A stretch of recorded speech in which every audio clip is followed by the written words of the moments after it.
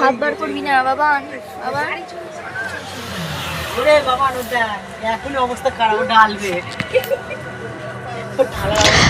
চলো, আমাদের গাড়ি এখন ছুটতে শুরু করে দিয়েছে। তা চলো দেখি যাই, যাচ্ছি, বুঝতেই পারছো আমাদের এদিক থেকে দীঘা যেতে তো প্রচুর টাইম লেগে যায়, কিন্তু হ্যাঁ ভাই মজা আছে। কত রাত, বেশ কি সুন্দর গভীর রাতে সবাই আমরা জেগে, কেননা বাসের মধ্যে ঘুম মোটামুটি হয় না। আর পেছনে ওনার অবস্থা তো খুব খারাপ, মানে শুধু ঢেলেই যাচ্ছে।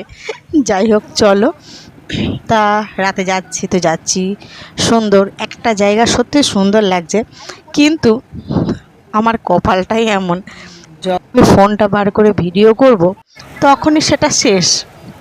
দিয়ে দেখো রাতে জেগে এরকম করছে।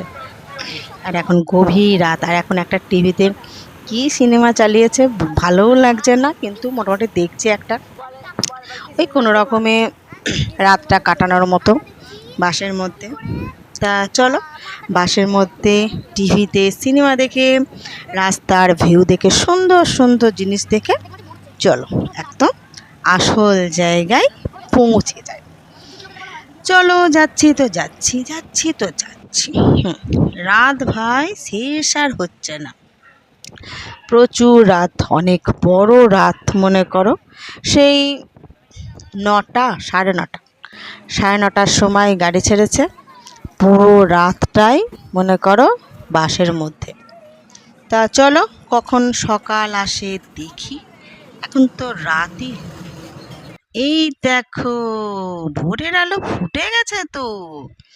চলো, আমরা আমাদের গন্তব্যস্থল চলে এসেছি বন্ধুরা, দেখতে পাচ্ছ এই দেখো দীঘার গেট।